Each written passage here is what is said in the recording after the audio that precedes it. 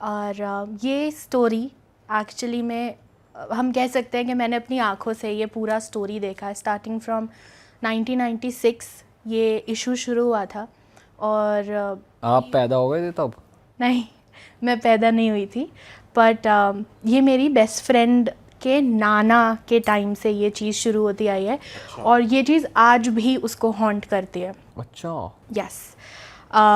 Starting से मैं बताती हूँ। तो उसके नाना 1995 की बात है ये। उसकी मम्मी की शादी की बात चल रही थी उस टाइम पे। और उसके नाना used to work as a manager in some mill. तो सडनली वो मील शट डाउन हो जाती है और उसके नाना की जॉब चली जाती है। तो ऐसा होता है ना कि घर का जो हेड होता है उसकी नौकरी चली गई तो उसको बहुत डिप्रेशन में चला जाता है वो। तो he started drinking and all everything.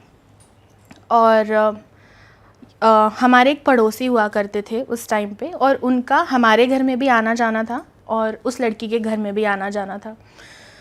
तो उनकी एक बच्ची थी जो कि उस समय लगभग 16-17 साल की रही होगी। उनकी बच्ची को सडनली जॉन्डिस हो गया।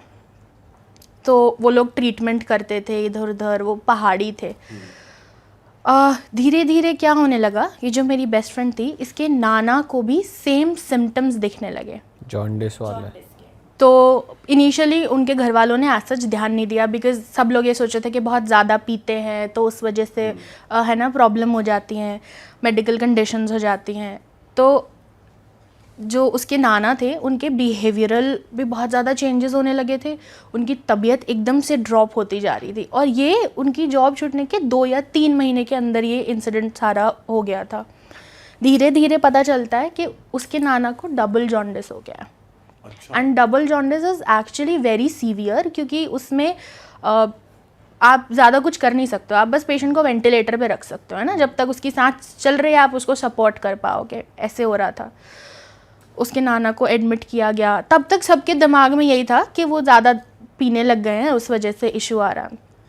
वहाँ पे उसके नाना की डेथ हो जाती है। उसके बाद उसकी मदर की शादी होती है। वो होता है कि डेथ हो गई है तो फटाफट शादी कर दो।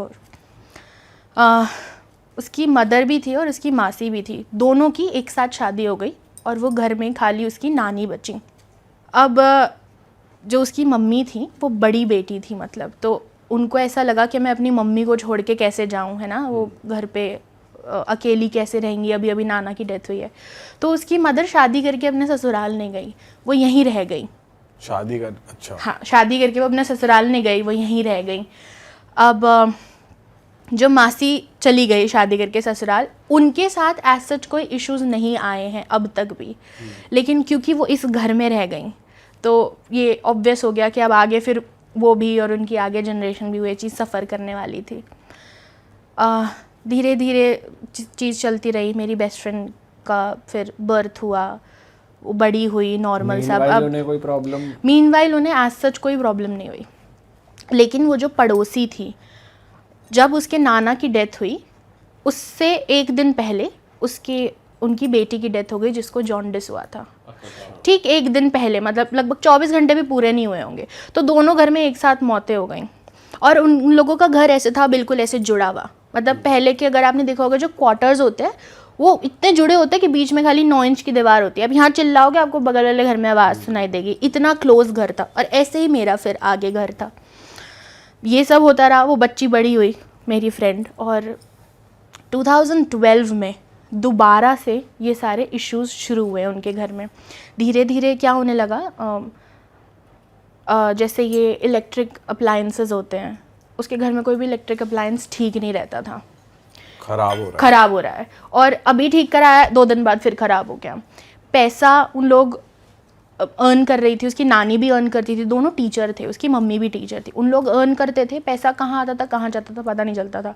और ना तीनों को कुछ ना कुछ एक कांस्टेंट बीमारी रहती थी। मतलब कभी पेट में बहुत ज़्यादा दर्द हो रहा है, वॉमिट हो रही हैं, सिर में दर्द हो रहा है। मतलब कभी उनके घर में ऐसा नहीं हुआ कि सब कुछ ठीक चल रहा है, बढ़िया चल रहा है। धीरे धीरे क्या हुआ, जैसे उसके नाना को सडन डेथ हुआ था जॉन्डिस, आज पता चला है विद इन 10-11 डेज वो ही पास्ड अवे, वैसे ही उसकी नानी को सडनली पता चला कि उनको ब्लड कैंसर है। अच्छा। And with in 10-11 days she passed away. मतलब आप समझ रहे हो इतना क्विक हो रहा था कि आपको डॉक्टर के पास लेके जाना, इतनी जल्दी टेस्ट्स में भी रिजल्ट नहीं आ पाते हैं ना, क्योंकि हम एक डॉक्टर के पास जाते हैं, हम दूसरे डॉक्टर के पास जाते हैं। और ये ऐसे नानी के साथ जो था ये कब डिटेक्ट हुआ? ये 2012 में, अच्छा, ये फरवरी में डिटेक्ट हुआ। और अगर हम इसको आगे भी देखेंगे तो जो ये फरवरी का महीना है ना, ये हमेशा इसी महीने में सबकी डेथ हुई है। तो वो ऐसा भी बोलती है कि मुझे बार बार ऐसा लगता है that the history is repeating itself. अच्छा। उसकी नानी की डेथ हो गई और अब घर में खाली उसकी मम्मी और वो बची थी। तो वहाँ से उनको फाइनेंशियल लॉसेस, मतलब नानी की डेथ के बाद वो बिल्कुल नीचे गिरते चले गए, फाइनेंशियल लॉसेस हुए। उसकी मदर की जॉब में बहुत इश्यूज आने लगे, कभी वो इस स्कूल में जॉब कर रहे हैं, कभी उस स्कूल में जॉब कर रहे हैं, ऐसा इश्यूज क्रिएट होने लगे। तबीयत उनकी ठीक नहीं रहती थी। सबसे ज़्यादा अगर किसी को तबीयत का असर आता था तो वो उसकी मदर थी, जो हमेशा परेशान, कभी कुछ परेशानी डिटेक्ट हो रही है, कभी कुछ परेशानी, कभी लिवर, कभी किडनी, कभी दिस, कभी दैट, ये सब चल रहा था। करते करते करते 2022 में उसकी मदर की भी डेथ हो गई। कैसे? ब्रेन हेमरेज हुआ। वो अपनी मम्मी के साथ बैठ के खाना खा रही थी। 2022 में she was 22 years old, okay, and this also happened in February. वो खाना खा रही थी अपनी मम्मा के साथ बैठ के, एंड सडनली उसकी मम्मा ने बोला मेरे सिर में दर्द हो रहा है, मेरे सिर में दर्द हो रहा है, मेरे सिर में दर्द हो रहा है। ऐसे इश्यूज़ होने लग गए और विद इन 10 मिनट्स 15 मिनट्स उसकी मामा ने वॉमिट करी and then she was in coma there and then. अब क्योंकि वो लड़की अकेली थी तो वहाँ से उसने कैसे कैसे करके एम्बुलेंस बुलाया, ये सब, वो हॉस्पिटल लेके गई, 1 हॉस्पिटल, 2 हॉस्पिटल, 3 हॉस्पिटल, किसी ने एडमिट नहीं करा उसकी मम्मी को। एक हॉस्पिटल में वो पहुँची और वो वही हॉस्पिटल था जहाँ पे उसकी नानी को लेके जाया गया था एंड में और उनकी डेथ हुई थी। और ये वही हॉस्पिटल था और 10 साल पहले जिस बेंच पे वो अपनी मम्मी के साथ बैठी हुई थी, आज वो अपनी मम्मी का वेट कर रही थी, यू नो, ऑपरेशन थिएटर उधर था। तो ये सब हुआ। इस मोमेंट तक उस लड़की को, उसकी मदर को, उसकी नानी को, किसी को नहीं पता था कि क्या हुआ है। हाँ, हर 10 साल में कुछ हो। हाँ, हर 10 साल में कुछ ना कुछ हो रहा था। और ये जब होता है ना, हम पढ़े लिखे परिवार से होते हैं तो हम लोग ना एकदम से ये चीज़ डिटेक्ट नहीं कर पाते, हम एकदम से पकड़ नहीं पाते। कुछ होता है हल्का सा, अरे शायद सीलन आ रही होगी, बारिश का मौसम है इसलिए अप्लायंस ख़राब हो रहे हैं, है ना, या फिर बाहर का खाना खा लिया होगा इसलिए पेट में दर्द हो रहा है, इसलिए फूड पॉइजन हो रहा है, ये सब होता है। फर्स्ट थॉट कुछ और आता ही नहीं, यही आता है बेसिक। हाँ हाँ, एग्जैक्टली। उसकी मदर जब एडमिट हुई उससे 1 हफ्ता पहले क्या हुआ, उन लोगों ने घर में डॉग्स रखे हुए थे। देवर 10 डॉग्स। हाँ, 10 ब्लैक लैब्राडोर उनके घर में थे। अब उन्होंने एक्चुअली इस पर्पस से रखा हुआ था डॉग्स को कि क्योंकि हम दोनों फीमेल घर में अकेली रहते हैं तो एक सिक्योरिटी हो जाएगी। डॉग्स कहीं ना कहीं ये चीज़ पता कर लेते हैं कि यहाँ पे कुछ डार्क एनर्जी है, यहाँ पे चीज़ें भारी हैं। उसके डॉग्स जो थे वो रात में रोते थे उसके घर में, और ये चीज़ें हमें सुनाई देती थी क्योंकि हम बगल वाले घर में थे तो हमें पता चलता था। तो हम जाके उससे पूछते थे कि ऐसा क्या है, कि पता नहीं, शायद बहुत सारे डॉग्स हैं ना, तो हल्की सी भी घर में कोई आहट होती है, एक भौंकता है तो दूसरा भी भौंकने लग जाता है। वो वहाँ पे भी उस चीज़ को नहीं पकड़ पा रहे थे। उसकी मदर के डेथ से 10 दिन पहले उसके डॉग ने भौंकना शुरू करा, ऐसे पर्दे को देख के वो भौंक रहा था। और वो भौंकते भौंकते ना, हमने देखा है लैब्राडोर्स बहुत आलसी कुत्ते होते हैं, वो एक बार फैल जाते हैं तो फैल जाते हैं ना, वो ज़्यादा छेड़ाखानी नहीं करते, भौंकते नहीं हैं। वो इतना ज़्यादा अग्रेसिव हो गया कि उसका मुंह ऐसे खुल रहा था, मेल डॉग का। और उसकी मदर ने तभी डॉगी को खाना दिया था और वो उससे पूछ रही थी कि क्या हुआ क्या हुआ, और वो उसकी मदर के पीछे देख के वो कुत्ता भौंक रहा था। अच्छा। हाँ, वो भौंक रहा है। और उसके बाद उसकी मदर उस डॉग के पास गई कि क्या हुआ। डॉग ने इधर देख के भौंक रहा था and the dog suddenly attacked her mother. अच्छा। यस, उसकी मदर को इधर हाथ पे काटा, इधर काटा, मतलब अगर थोड़ा बहुत ऊपर नीचे काटता तो वो शायद वहीं ख़त्म हो जाती। और उसने बहुत ज़ोर से चिल्लाया। ऑब्वियसली वो अकेली थी घर में, तो अकेले से तो आप कैसे ही छुटाओगे। और एक कुत्ता था, 10 कुत्ते थे उसके घर में, है ना, वो सारे झपट पड़े उनके ऊपर। तो जैसे उसने शोर मचाया तो मैं भी गई देखने। हम लोग बहुत मुश्किल से डॉगीज़ को खींचा, जो वो खींचा तो ऐसे मांस निकल गया उसकी मम्मी का, and she was so much in pen, और ऐसे ब्लड फैला हुआ था। तो हम लोगों को उस समय समझ में नहीं आया कि हुआ क्या। फिर हम उसकी मदर को फटाफट डॉक्टर के लेके गए, वो वैक्सीन वगैरह ये सब लगा, और उसके 10 दिन में उसकी मदर ब्रेन हैमरेज से चली गई। ये डॉगी वाला इंसिडेंट जो हुआ था, ये मुझे थोड़ा सा वहाँ मुझे डाउट आया था, बट क्योंकि किसी के घर में ऐसा केस होता है, आप डायरेक्टली जाके बोल भी नहीं सकते ना कि आप ऐसे कराओ ऐसे कराओ। एनीवेज, अब क्योंकि उसकी मदर चली गई तो अब वो अपने घर में अकेली रह रही है। और उसका घर कैसा है, it's like a 3 BHK ground floor, like it's quite big house. Dogs को उन्होंने अभी रखा हुआ डॉग्स को उन्होंने अभी भी रखा हुआ था, क्योंकि वही चीज़ आ जाती है ना, अकेली लड़की घर में रह रही है तो एक प्रोटेक्शन है जानवर से, है ना, कुत्ते से। तो अभी धीरे धीरे उसको ये चीज़ हिट होने लगी, और मैंने भी उसको इस डायरेक्शन की तरफ थोड़ा सा घुमाया कि हम पता करते हैं, हम कुछ देखते हैं क्या होता है। और वो ना इन सारी चीज़ों में यकीन नहीं करती थी उस टाइम पे। पूजा पाठ वो तब भी करती थी, आज भी बहुत करती है, पर इन सारी बातों में उसको यकीन नहीं था। अभी क्या होने लगा, अभी सारा जो नेगेटिविटी थी वो उस लड़की के ऊपर आने लगी। यहाँ से एक्चुअल चीज़ें अब हमें समझ में आएंगी कि क्या हो रहा था। जब उसकी मम्मी की डेथ हुई, उसके 3 दिन बाद, मतलब चौथा जो था से 1 रात पहले, वो सो रही थी और उसने अपनी मम्मी का सारा संस्कार किया था एंड एवरीथिंग, क्योंकि वो अकेली थी तो उसके साथ उस समय कोई नहीं था। और वो उठती है पानी पीने के लिए। जैसे ही वो अपने बेड से उठी, उसने देखा सामने एक ट्रांसपेरेंट शैडो खड़ी है। दिख रही है उसे प्रॉपर? उसे पूरी प्रॉपर दिख रही है, और उसको ये पता है कि वो उसकी मदर है। और वो कितनी दूर थी, इतनी दूर, मतलब 2 कदम 3 कदम की दूरी पे वो शैडो खड़ी थी, और वो वहाँ स्टक हो गई है। स्लीप पैरालिसिस में जनरली क्या होता है कि हम लोग सो रहे होते हैं, है ना, वो सो नहीं रही थी, वो जाग रही थी, वो पानी पीने उठी थी, और उसने देखा उसकी मम्मी खड़ी है। क्योंकि उसको पता था उसकी माँ है, तो वो अपनी माँ के पास जाना चाह रही थी, पर वो जा नहीं पाई क्योंकि उसकी बॉडी फ्रीज हो गई थी वहाँ पे। और उसकी मम्मी कुछ कहना चाह रही थी, उसकी मम्मी के लिप्स उसको मूव होते हुए दिख रहे थे, पर आवाज़ नहीं आ रही थी कि क्या बोल रही हैं ये। और वो इतनी ज़्यादा परेशान हो गई, उसने बस अपनी मदर को देखा और विदिन 2 to 3 मिनट्स वो वहाँ पे बेहोश हो गई। उसके बाद वो 15-20 मिनट बाद उठी, फिर उसने मुझे बुलाया, मैं उसके पास गई, फिर हमने रात एक साथ, मतलब हम लोग साथ में बैठे। बट वो इंसिडेंट था जहाँ से उसको एक आइडेंटिटी उस घर में दिखनी शुरू हुई, है ना। अभी हम ये समझ रहे हैं कि वो उसकी मम्मी है, क्योंकि उसने ऐसा बोला कि वो मेरी मम्मी थी। She was dead sure about it. और इस दौरान जो दूसरे घर में एक लड़की की हुई थी, वो उनके साथ कुछ नहीं हुआ था? उनके साथ कुछ नहीं हो रहा था। उस बच्ची की डेथ हो गई थी, और उनके बाकी बच्चे हुए, उन लोगों की शादियां हो गई, उनके बच्चे हो गए, उनका ठीक चल रहा है, उनका सब ठीक चल रहा है। वो अंकल आंटी अब रह गए हैं खाली घर में, ठीक है, and they are also quite old now. अब एक बार आइडेंटिटी दिखी, उसके बाद धीरे धीरे क्या होने लगा, उसको घर में प्रेजेंस फील होने लगी। जैसे वो बैठी है कभी कभी, सडनली उसको आवाज़ आई और उसने पीछे मुड़ के देखा, and she knew that she was all alone in the house, but वो फिर भी पीछे मुड़ के देखती थी कि कोई है, मुझे किसी की आवाज़ आ रही है।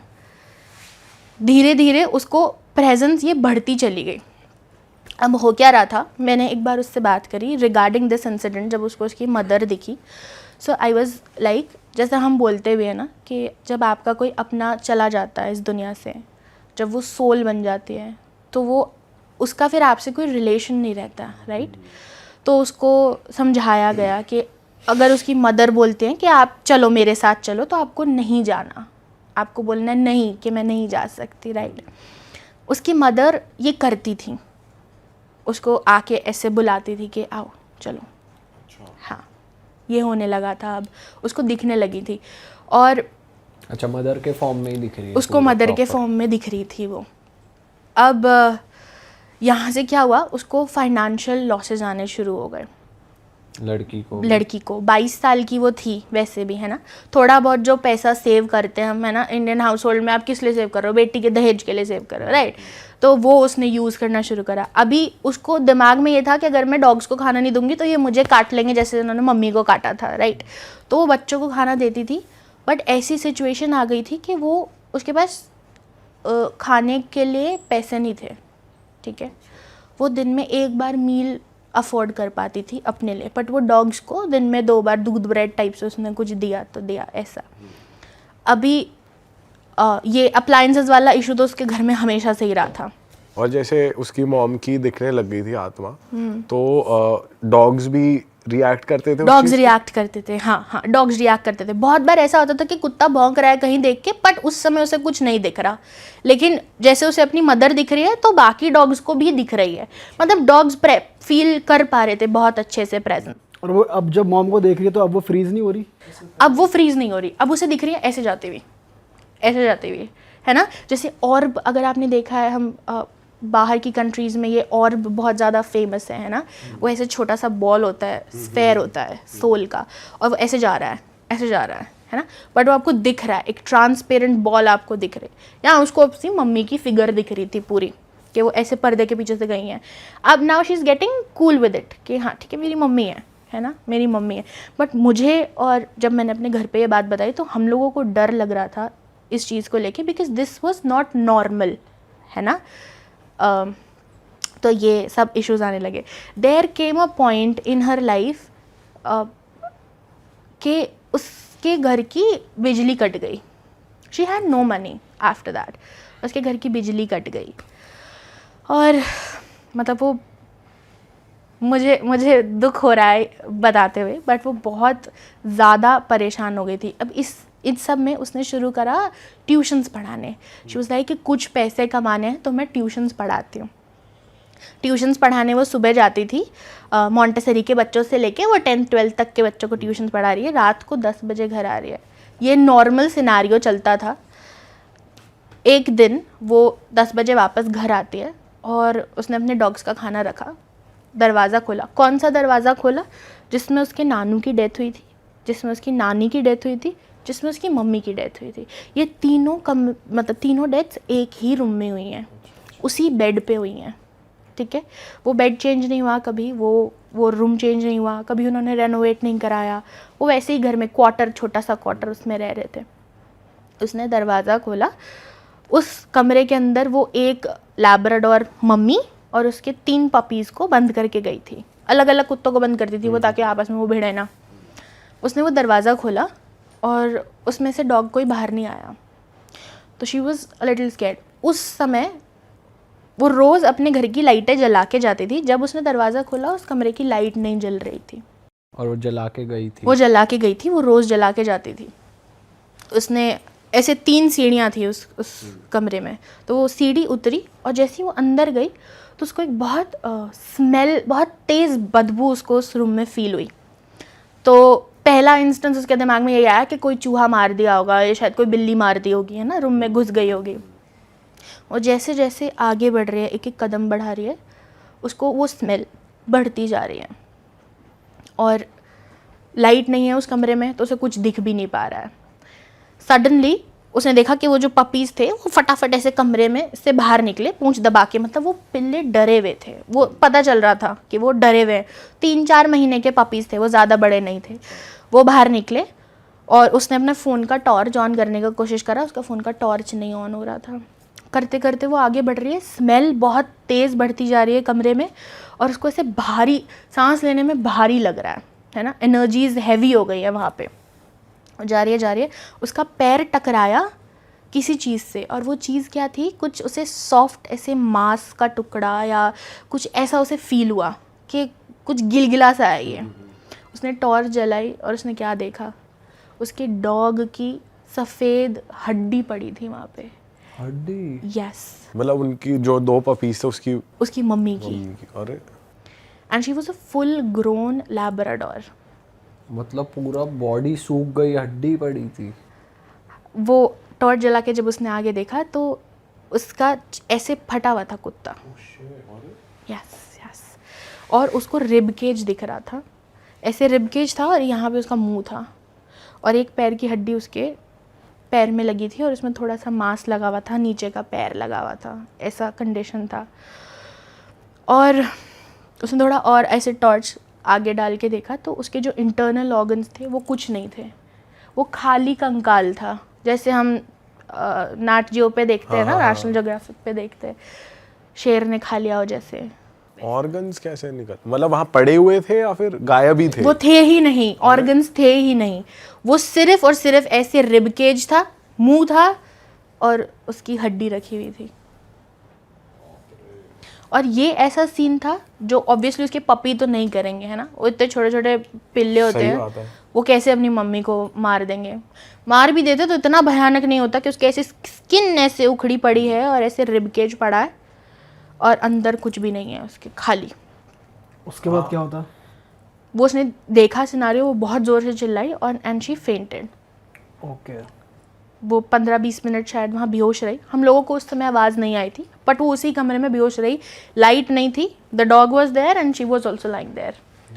और जब वो उठी तो ऐसे ऐसे पीछे होके पीछे भागी, मतलब वो इतनी ज़्यादा घबरा गई थी वो सीन देख के कि उससे खड़ा भी नहीं हुआ जा रहा था। वो पीछे भागी, पीछे भाग के वो कमरे से बाहर आई एंड शी स्क्रीम्ड।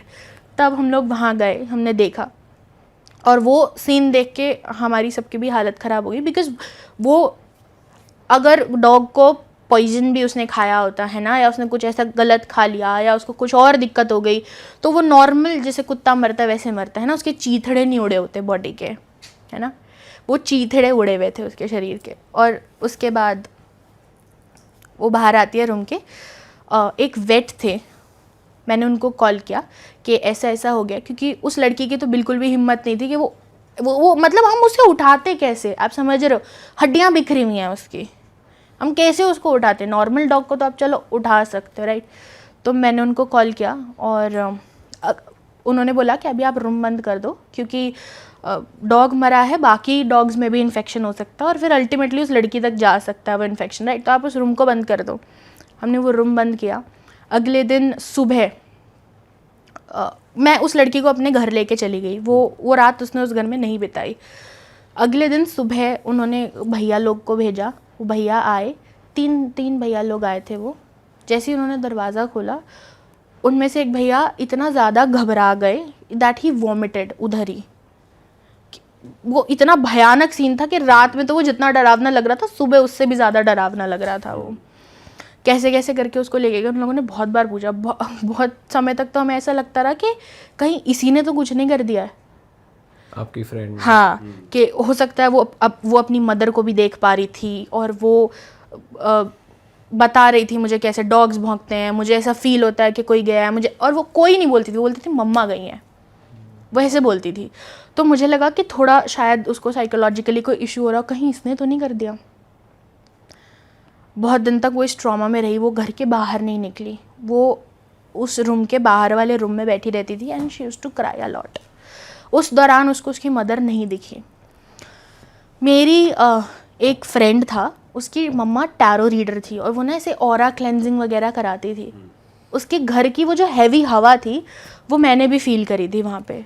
तो मैंने उसको बोला कि हम ना ऐसे बात करते हैं, हम कुछ कराएंगे नहीं, हम जस्ट बात करके देखते हैं कि क्या हो सकता है ना, क्यों हो रहा है, क्या रीज़न है इसका। आंटी ने बताया हमें कि उसके घर में हवा है जो आती है, जो उस बच्ची के साथ होना होता है वो करना चाहती है, लेकिन डॉग्स वो अपने ऊपर ले लेते हैं। ये प्रॉपर बताया उन्होंने? ये उसकी exactly. मतलब मेरे दोस्त की मम्मा ने बताया। और वो क्या चीज़ है ये बताया उन्होंने? अभी उन्होंने बोला कि वो हवा के ज़रिए आती है, तो तुम उसको बोलो कि वो अपने घर का ऑरा क्लेंस कराए, हवा क्लेंस कराए वो अपने घर की, क्योंकि ये हवा है। अब ये बात उसको पता चली, समझ में तो उसको शायद उस समय भी नहीं आई, पर मुझे हिंट लग गया था कि यहाँ पे कुछ गड़बड़ है और हमें एक्चुअल में कुछ स्टेप लेने की ज़रूरत है। पर उसने बोला था कि मेरे को अपनी मॉम ही दिखती हाँ, है। उसने बोला कि मुझे अपनी मम्मा दिखती हैं। तब हमने उसको फिर से समझाया कि एक बार जो चला गया वो आप उसके साथ फिर आपका कोई रिलेशन नहीं है ना। इट इज़ बेटर कि आप उसको बोलो कि आप चले जाओ, है ना, आप जहाँ भी हो आप शांति से रहो, आप चले जाओ। बट ऐसा नहीं हो रहा था कॉन्स्टेंटली। अब ये बिजली का ये वो, फिर इस दौरान वो बीच में पंडित के पास भी गई। अब पंडित ने क्या बोला कि आपका ना घर ऐसे, अगर आपने देखा होगा वास्तु के हिसाब से शेर मुँहा घर आपने सुना है? शेर मुँहा घर कैसे होता है, आगे जो उसकी एंट्रेंस है वो बड़ी है और जैसे जैसे आप घर के अंदर जा रहे हो उसका जो एरिया है वो कम होता जा रहा है ना। आगे का मुंह बड़ा है उसका, पीछा उसका छोटा है, ऐसे दैट इज शेर मुँहा घर। और उसके घर की जो डायरेक्शन थी साउथ फेसिंग डायरेक्शन थी। तो if we look at it vastu की साइड से ऑल्सो, देन ऑल्सो उसका घर was like too dark and too negative. शेरमुहा घर और साउथ फेसिंग डायरेक्शन, और उसका घर जो था चौराहे के बिल्कुल बीच में आता था, तो जो भी कुछ अटरम पटरम होता था वो उसके घर के बाहर होता था। बहुत बार ऐसा हुआ है कि हम लोग भी देखते थे और हम लोग हंसी मजाक उड़ाते कि क्या यार, और वो झाड़ू लेके साइड कर देती थी। तो लोग गिराते थे वहाँ पे ऐसी चौराहे पे? हाँ कर देते थे ऐसे पेपर पे, ऐसे सिंदूर, नारियल, चूड़ी, दिस दैट, नींबू, वो रख के चले जाते थे। अब वो सुबह उठती थी और वो ऐसे झाड़ू से साइड कर देती थी। इनफैक्ट एक दिवाली पे भी ये हुआ था उसके घर में।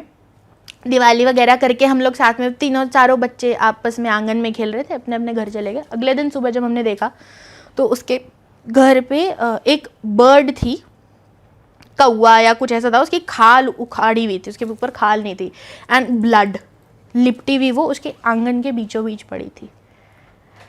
उसको भी उन लोगों ने कुछ एज सच रिएक्ट नहीं करा, और वो उन्होंने साफ कर दिया, धो दिया, यू नो एवरीथिंग। तो वो वास्तु वाले उससे भी ख़राब था और वो वैसे भी ख़राब था। हम लोगों के घर के पास एक शक्तिपीठ है, वहाँ मेरा आना जाना काफ़ी था। तो मैं गई और मैंने पंडित जी से ये चीज़ें डिस्कस करी। उसके पंडित जी ने बोला कि आप एक काम करो, आप मुझे उसके घर लेके जाओ। मैं एक बार उसके घर जाऊँगा, मैं तब बता पाऊँगा, है ना, वो दूर से बैठ के क्या ही बताते। तो मैंने उस लड़की से बात करी। अच्छा, ये मेरे सामने इंसिडेंट हुआ था। हम लोग 11:30 12 बजे की बात है, रात को मैं उसके घर पे बैठी हुई थी और मैं उसे बता रही थी कि आज ना मैं ऐसे पंडित जी के पास गई हूँ और हमें ना एक बार उन्हें बुलाना चाहिए। हम देखते हैं, क्या पता हो सकता है वास्तु का कोई इशू हो, है ना, कुछ ऐसा उपाय बता दें, हो जाएगा, ठीक हो जाएगा ऐसे। उसने बोला चलो ठीक है, मैं बुलाती हूँ। द मोमेंट उसने बोला, इधर उसके डॉगी बैठा हुआ था और वैसे से सहला रही थी उस कुत्ते को, मैं सामने बैठी हुई थी और मैं देख रही हूँ डॉगी अब तक बहुत आराम से था। हम लोग आधे घंटा 40 मिनट से बात कर रहे थे। जैसे ही उसने बोला ना चलो ठीक है फिर पंडित जी को लेके आते हैं कल, उसके डॉग के मुंह में से ब्लड निकलने लगा। उसके डॉग के मुंह में से ब्लड निकलने लगा। तो हम लोगों को लगा कि उसने शायद जीभ काट लिया ना कुत्ते ने अपनी, या उसके चोट लग गई होगी ऐसे। तो हमने उसका मुंह चेक करा, उसका जीभ वीभ कुछ नहीं कटा हुआ था। उसके इधर से बड़ा मुंह होता है ना, ऐसे यहाँ से ब्लड टपक रहा है, ऐसे बालों में से निकल रहा है ब्लड। उसने खासा और ज़्यादा खून निकला डॉगी ने। और ये सीन देख के हम लोग घबरा गए क्योंकि हम नहीं चाह रहे थे कि एक और डॉगी की डेथ हो। अब वहाँ पे क्या हुआ, उसने बोला मैं किसी पंडित के पास नहीं जाऊँगी, मैं कहीं नहीं जाऊँगी, जो भी है यहाँ पे वो खुद भी आराम से रहे और मुझे भी आराम से रहने दें। सबसे बड़ी गलती जो उसने करी, अब तक जो चल रहा था इग्नोर कर रही थी, फिर भी वो हैंडलेबल थी, है ना, चीज़ें वो हैंडल हो रही थी। सबसे बड़ी उसने गलती करी, उसने ये बोल दिया कि जो भी है यहाँ तुम भी रहो, मैं भी रहती हूँ, मुझे और मेरे डॉग्स को परेशान मत करो। उसने एक्सेप्ट कर लिया उस चीज़ को, उसने एक्सेप्ट कर लिया, उसने परमिशन दे दी उस चीज़ को, है ना। ये सबसे बड़ी गलती करी। अब वो चीज़ और ज़्यादा खुल के आई उसके सामने, अब वो चीज़ और ज़्यादा खुल के आने लगी। आए दिन उसको स्लीप पैरालिसिस होते थे वहाँ पे, आए दिन उसकी डॉग्स की तबीयत ख़राब होती थी। बिल्कुल ठीक है, डॉग खेल रहा है, गिरा, फेंट, ठीक है, ऐसे होने लगा। अब उसने ऐसे करते करते 2 डॉग्स और उसके चले गए। कितने टाइम स्पैन में? पहला डॉग उसका गया था दिसंबर में, 13 या 14 दिसंबर, उसी साल जिस साल उसकी मदर की डेथ हुई। अभी 1 साल भी पूरा नहीं हुआ है। मदर की डेथ के बाद अब ज़्यादा एक्टिव हो गए उसके हाँ, साथ। मदर की डेथ के बाद ज़्यादा एक्टिव हो गए और उसके डॉग्स के ऊपर चीज़ें अब आने लगी। पूजा पाठ में वो बहुत भरोसा रखती थी, तो उसे लगता था कि मैं ऐसे हनुमान चालीसा पढ़ूंगी या मैं ऐसे रोज़ आरती करूंगी, पूरे घर में आरती घुमाऊंगी, सब ठीक हो जाएगा। वो ऐसा रोज़ करती थी, बट ऐसा कुछ फ़र्क पड़ता नहीं था। वो उसको है ना पर्सनल सेटिस्फैक्शन, ऐसे मेंटल सेटिस्फैक्शन होता रहता था। 31 दिसंबर को जागरण था। हमारी जो कॉलोनी थी, हर 31 दिसंबर को वहाँ जागरण होता था। नया साल हम जागरण से शुरू करते थे।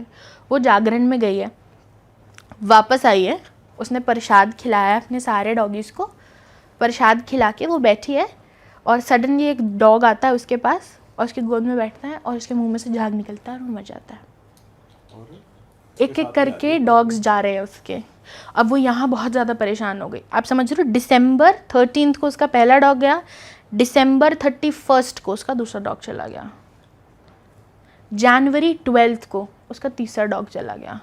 क्या हुआ था, वो डॉग सोया रात में, कोई प्रॉब्लम नहीं हुई, उसको फिट्स पड़े डॉग को, और डॉक्टर ने बुला के चेक करवाया, उसका बॉडी टेम्परेचर मतलब बिल्कुल ड्रॉप हो चुका था, ख़त्म। धीरे धीरे धीरे धीरे उसके डॉग्स जा रहे हैं, धीरे धीरे धीरे उसकी प्रेजेंस उसको अब दिखने लगी है। अब उसको ये लगने लगा था कि उसकी मम्मी नहीं है, कोई और है, ये कोई और है। क्योंकि क्या होता था, वो सो रही है, सोते सोते उसने ऐसे आँख खोली, उसको दिखा कि कोई बैठा हुआ है ऐसे सामने चेयर पे, और वो ऐसे रुक गई। वो आइडेंटिटी भी उसको देख रही है, वो भी उसको देख रही है, आंखों में आंखें डाल के। अब उसे कोई ह्यूमन दिख रहा है, क्या दिख रहा है? उसे वही दिख रहा है, वो ट्रांसपेरेंट इमेज ही दिख रही है उसे। और अब वो अभी डर रही है उससे या फिर उसको अब वो कूल हो चुके हैं उससे कि हाँ ठीक है मुझे दिख रहा है। थोड़ा सा ऐसे डरती है, फिर वो आंख बंद कर लेती है, दोबारा खोलती है, उसको नहीं दिखता। ऐसा हो रहा था अब उसके साथ। बट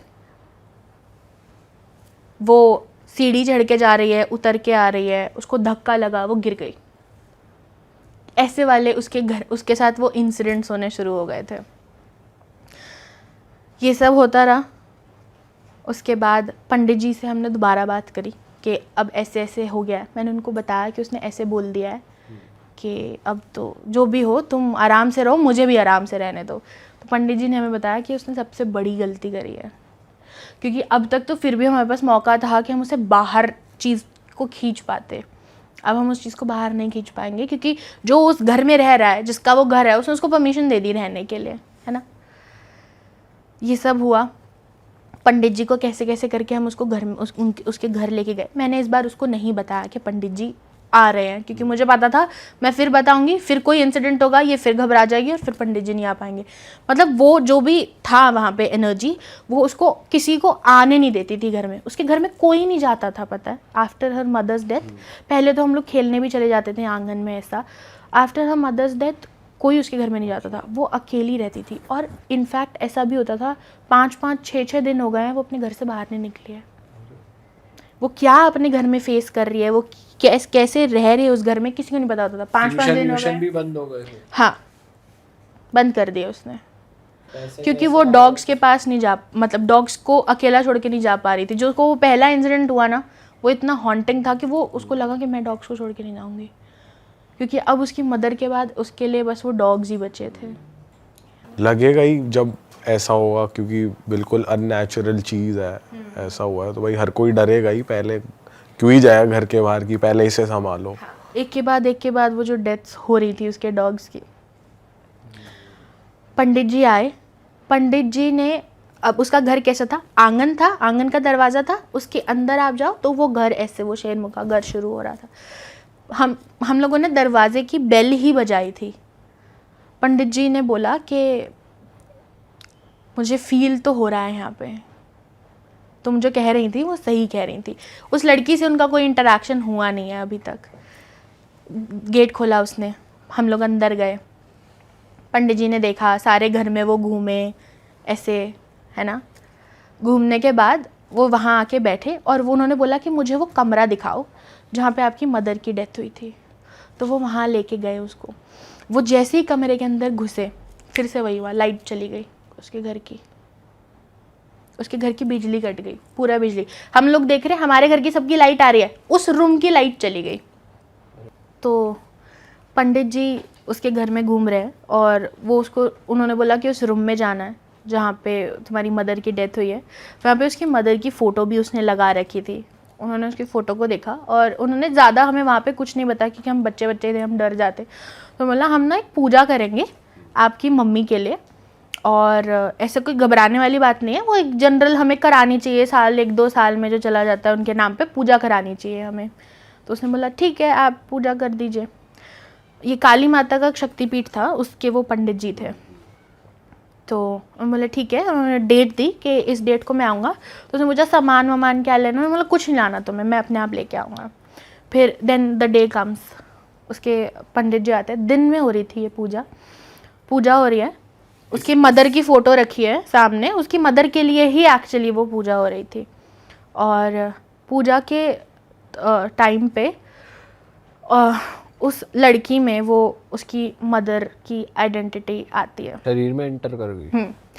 और मतलब वही सारी चीज़ें जो होती है उसकी हैवी ब्रीदिंग हो गई और उस तेज़ी से सांस ले रही है और मैं वहाँ खड़ी हूँ, हमें दिख रहा है कि ऐसा सब हो रहा है। वो पूजा से दूर बैठी हुई थी, ऐसा नहीं था कि कोई घेरा वेरा बना के कर रहे, वो दूर बैठी हुई थी और उसकी आइडेंटिटी आती है।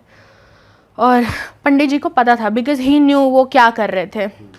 पंडित जी ने पूछना शुरू करा कि आप बताइए आपको कोई तकलीफ़ है, क्या बात है, क्या दिक्कत है, ऐसे पंडित जी ने पूछा।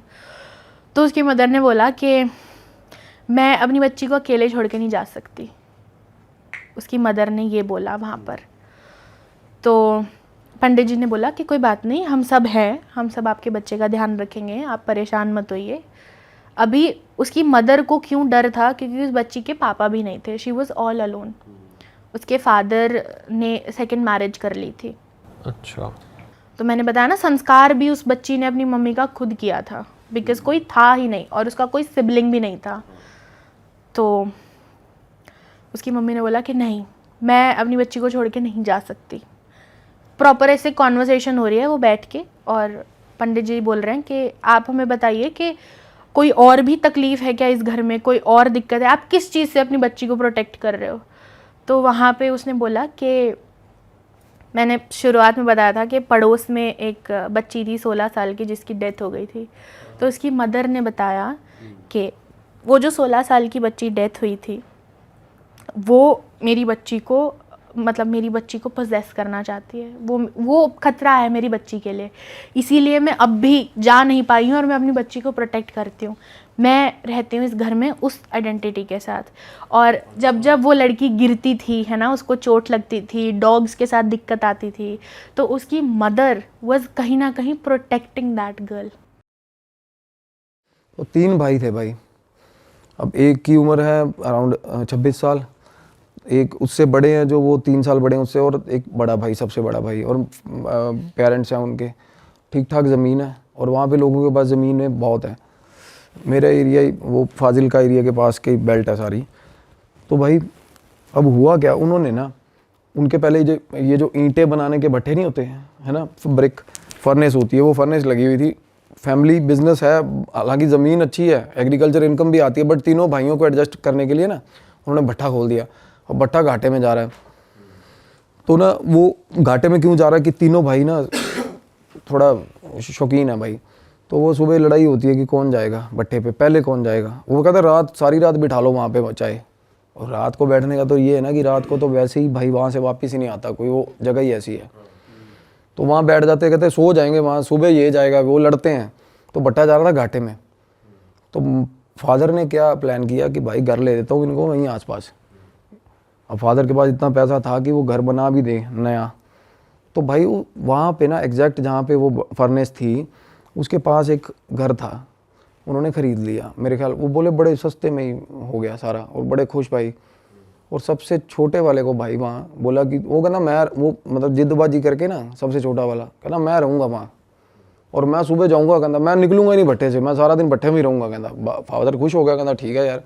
एक होता ना कि यार बिजनेस में पोटेंशियल है बट हमारी कमी से ख़राब हो रहा है सारा काम, वैसा था कि पोटेंशियल है।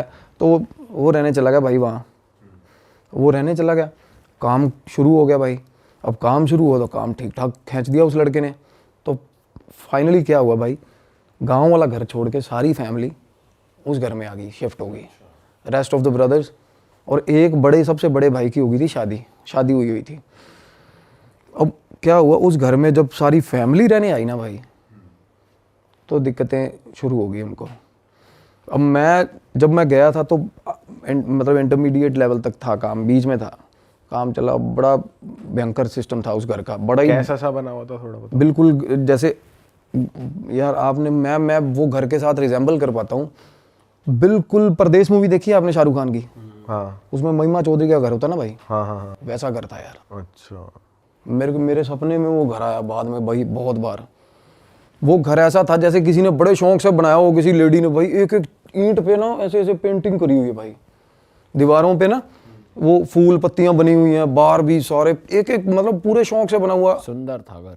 अपनी तरफ से उन्होंने बहुत अच्छा बना रखा था, सुंदर, लाइक जो गांव का बंदा जैसे बनाते हैं ना, अपनी तरफ से पूरा अच्छा ही बना रखा भाई। दीवारें चारे अलग रंग की दीवार, कमरे की दीवार, मतलब अपनी एंड से उन्होंने बहुत अच्छा बना रखा था।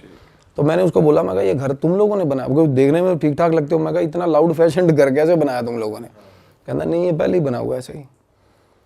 तो जो लोग बेच के गए थे ना भाई, वो फैमिली एक ही रात में उजड़ी थी वहाँ से।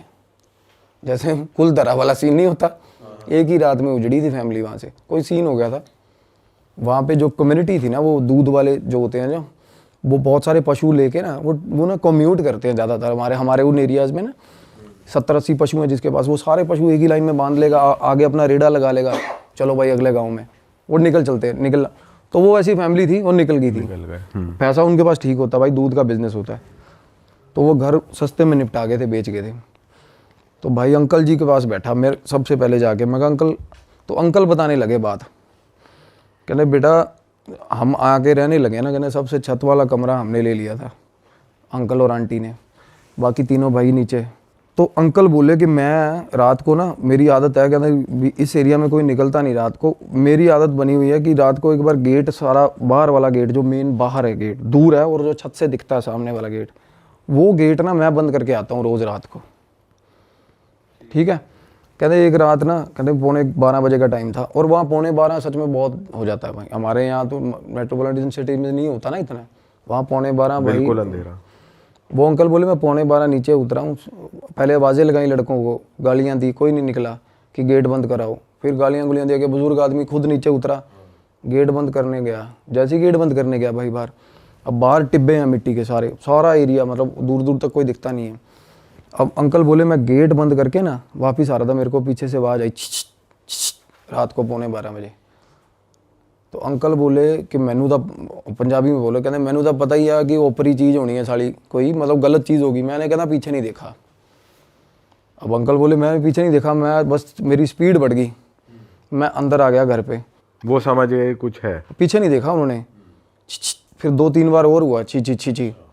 तो उनको लग गया कोई चीज़, मतलब कुछ और बंदा भी हो यार इस टाइम पे, क्या ही करना है किसी से बात करके। सही बात है। तो अंकल आए, सीढ़ियों पे चढ़ गए अपना ऊपर, कह रहे मैं सीढ़ियाँ चढ़ता जा रहा हूँ ऐसे, जैसे सीढ़ियाँ होती हैं ना ऐसे, जिससे हर सीढ़ी से बाहर वाला गिरे। जैसे ही कह रहे मैं सीढ़ी चढ़ा, और फिर मैं ऊपर की सीढ़ी जैसे ही चढ़ रहा था ना, मैंने सामने देखा ना, तो मेरे घर की दीवार के बाद ऐसा मुंह दिख रहा है मेरे को, कहना ऐसा दीवार के मतलब पार, और आंखें ऐसे चमक रही हैं, बिल्कुल सफ़ेद 2 आंखें चमक रही थी, सामने शक्ल दिख रही किसी की, मुंडी सिर्फ मुंडी दिख रही थी, दीवार थी वो। अंकल परेशान हो गया, कहता यार क्या चीज़ है बंदा। कहना मैं वहाँ खड़ा ही ना उसको देखता रहा बड़ी देर, और वो वहीं खड़ा रहा साला। एक तो होता ना फ्लैशेज हुए, ब्लिंक होगी चीज़, और आवाज़ भी आ रही थी ना? आवाज़ नहीं आई। वो एक बार आवाज़ आई जब वो पास गया अंकल, उसके बाद वो फिर भाई साहब वो अंकल बोले कि थोड़ी देर बाद वही शक्ल मेरे को मेरी भैंस के ऊपर, भैंस के पास खड़ी दिखी मेरे को, मेरी भैंस के पीछे से शक्ल दिखी कहते। अब अंकल भाई, मतलब वो अंदर आ गई घर अंदर, हाँ वो बाहर वाले बाड़े में जो एरिया था। अब अंकल भाई ठीक ठाक सॉर्टेड बंदा है, कोई ऐसी बात नहीं कि सठे आ गया या ऐसा कुछ हो गया, मेरे को बहुत सियाने लगे वो बोले कि भाई जब मैंने भैंस के पास देखा ना, तो गांव में ना कुछ ये भी होता है रात को, कहना अक्सर हमारे गांव में ना कि ये चीज़ें डरा धमका के ना लोग डंगर चोरी करके ले जाते साले। तो मैं उस तरीके से भी, मैंने कहना उस एस्पेक्ट से भी सोचा कि साला कोई चोर ही ना हो, काले कच्छे वाले ना हो। काले कच्छे वाले का नाम सुना? तो उस तरीके से कहते मैंने किसी से बात नहीं करी। अंकल बोले मैं उसके बाद रात को सोता हूँ ना, तो मेरे को नींद में, जैसे ही मैं कहता नींद में हूँ, तो मेरे को ना 2-3-4 बार, कहते मैं छत पे सो रहे थे अंकल, कहते मेरी 3-4 बार चादर खींची किसी ने, और चादर ऐसे खींच रहा कोई, मैं नींद में कहते मैंने चादर पकड़ ली, और फिर भी लगा हुआ खींचना पूरा जोर लगा के, कहना मैं छोड़ ही नहीं रहा चादर।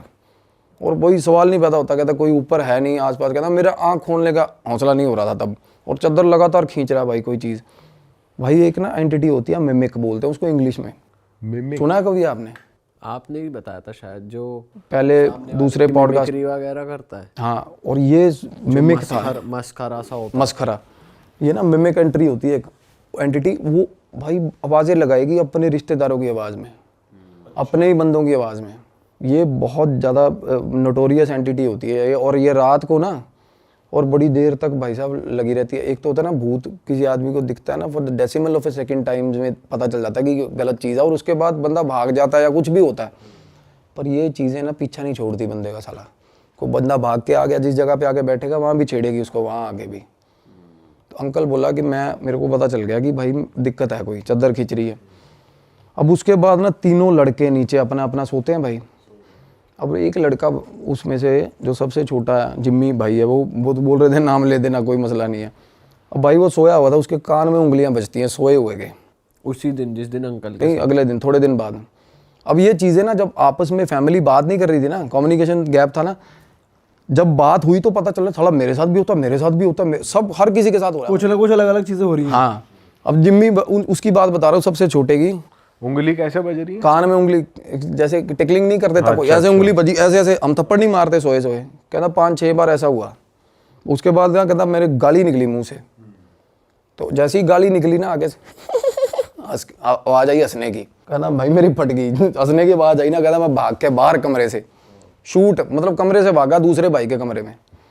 कहता दूसरा भाई सोया हुआ था, उसको उठाया। कहता भाई मेरे कान ने जुंगला मार रहा कोई। वो बोला तू इतने पैजा नाल मेरे, मैनू भी डर लग रहा है। उसका भाई बोला अब तेनू भी डर लग रहा है? कहना हाँ यार मेरे को भी डर लग रहा है। कहना कमरे च कोई हैगा साला। वो कहता यार मैं तू मेरे साथ मजाक कर रहा है। बोला छोड़, दूसरा भाई बोल रहा है। और होता पता कब है भाई? At the same time. अच्छा, जिस टाइम उसके साथ वो काम हो रहा है उसके साथ हो रहा है, अंकल के साथ हो रहा है। मल्टीपल एंटिटीज होती है ये, या ये क्या मिमिक का कभी भी कुछ पता नहीं है भाई। शेप शिफ्टर्स, मिमिक, इनका पता नहीं है कुछ क्या करे कब करे यार। एक होता है ना प्रेत होता है ना, वो जगह तो से एक ही जगह फिर पर 3-4 जगह भी ऐसा है। मैं बताता हूँ ना, इसमें बहुत कुछ निकल के आएगा आगे भाई। इस घर से, इस घर में तो वो भाई बोला इस कमरे में कोई है भाई, मतलब मेरे को भी डर लग रहा है। कहना तू मेरे नाल ही सो जा। वो रात को ना बोले कि हम दोनों ना भाई सोए ही नहीं, कहना बैठे रहे। और थोड़ी थोड़ी देर बाद ऐसा लग रहा है कि छत पे ना, मतलब जैसे कोई खेल नहीं रहा होता, डबल पैर दोनों ऐसे ऐसे ऐसे ऐसे 3-4 बार कोई छलांग मार के यहाँ जाता है। थोड़ी देर बाद पता इन कहते हैं हमें ये हो गया था 1-1.5 घंटे तक कि अब ये चीज़ ऐसे जाएगी, अब ये चीज़ ऐसे जाएगी। पूरा पैटर्न समझ लिया, प्रॉपर पैटर्न समझ गए थे वो। ये काम हो रहा है उसके कमरे में, जो भाई भाग के नीचे आया था, जिस भाई की सबसे छोटा भाई जो भाग के बाहर दूसरे भाई के कमरे में आया ना, उसके कमरे में ये हो रहा था। तो वो बोले कहना कि भाई ये मतलब ये इस घर च दिक्कत हैगी है। कहना यार मैं तो शुरू तो रहा, मैं तो इन्ने दिन मैनू तो कोई प्रॉब्लम नहीं। अब उसको प्रॉब्लम नहीं हुई, लड़के को, अकेले को। इसका ये है कि डिपेंड करता है। और क्योंकि मेरी बात ही उनके साथ ये फंस रही थी, कहना भाई फिर मेरे को अकेले को प्रॉब्लम क्यों नहीं हुई? अब उसका ऑरा ठीक है, किसी का बंदे ऑरा वल्नरेबल। ऑब्वियसली यार हम में से भी कोई डरता कोई नहीं डरता, हौसला होता है। और कई बंदे गौर नहीं करते यार इन चीज़ों पे, ज़्यादातर गौर नहीं करते। सही बात है, ज़्यादातर नहीं करते यार। तो वो बोला कि भाई शायद ये भी, मैंने कहा ये चीज़ हो सकती है। अब छोटा भाई कहना यार मैं भी बहुत दलेर हूँ, बीच वाला जो कहना मेरे को क्यों हो रहा? फिर कहना मेरे को तो बहुत डर लगता है इस घर में यार। कहना मैं तो अंदर ही नहीं जाता। मतलब उस घर में बैठे हुए बात हो रही थी ये। अब मैं अपनी फाइंडिंग्स बताता हूँ कि मेरे साथ क्या हुआ था। तो मैं बोल रहा हूँ, मैं कहा भाई थोड़े जड़े बड़े भाई साहब है, कहता उसका ना फ्रांस का वीज़ा वूज़ा लग रहा है, वो तो निकलेगा, वो जाएगा। जो शादीशुदा है? हाँ, उसकी शादी रिसेंटली हुई थी भाई। अब वो बोला कि कागजों की कार्रवाई चल रही है इसमें। अब मैं ना उस घर के अंदर हम आए तो मैंने उनको सजेस्ट करा, मैं कहा ये क्लेंजिंग कराओ इस घर की। उस घर में 2 एंटिटीज थी अलग, उससे अलग भाई, मिमिक से। अच्छा, ये कैसे दिखा आपको? दिखता है, बिल्कुल दिखेगा। आप उस घर में जाओ, ध्यान लगाओ, जिस घर में प्रॉब्लम्स हैं उस घर में ध्यान लगाओगे, बिल्कुल दिखती है चीज़ें। ये हर किसी को दिखेंगी भाई, जो भी ध्यान लगाता है ना, जो थोड़ा बहुत भी ध्यान लगाना सीख गया, उसको जिसकी अजना खुली है वो देख सकता है।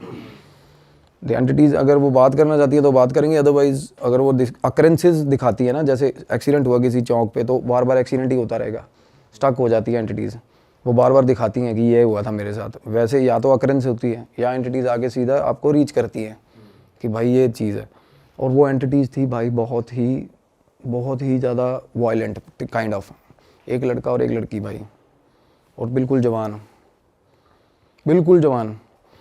तो मैंने उनको बोला क्लेंजिंग, वो कहते पापा मेरे वहम भरम जो पहनते नहीं यार, हम वहम भरम करते नहीं ऐसे, क्योंकि वो कुछ है भी, कुछ रिलीजन प्रैक्टिस भी उनकी अलग है भाई। तो मैंने कहा ठीक है भाई, तुम्हारी मर्जी ना कराओ। तो बोले हम तो पाठ रखवा देंगे।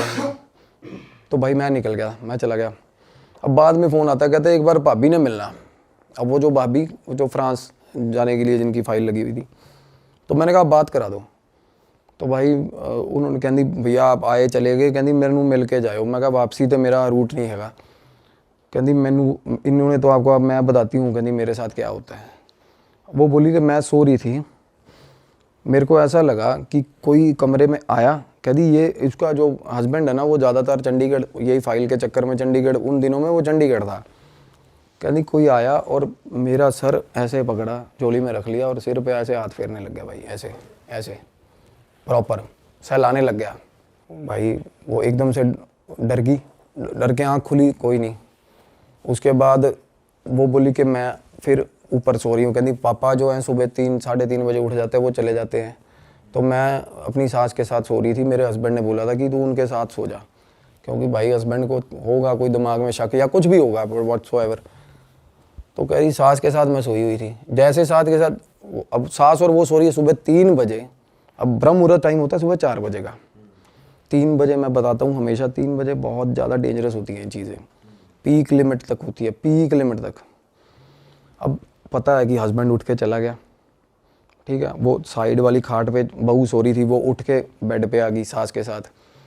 हस्बैंड का पता चल रहा है कि ये सीढ़ियाँ उतर गया, ये नीचे जाके स्कूटर की किक बज गई, वो चला गया।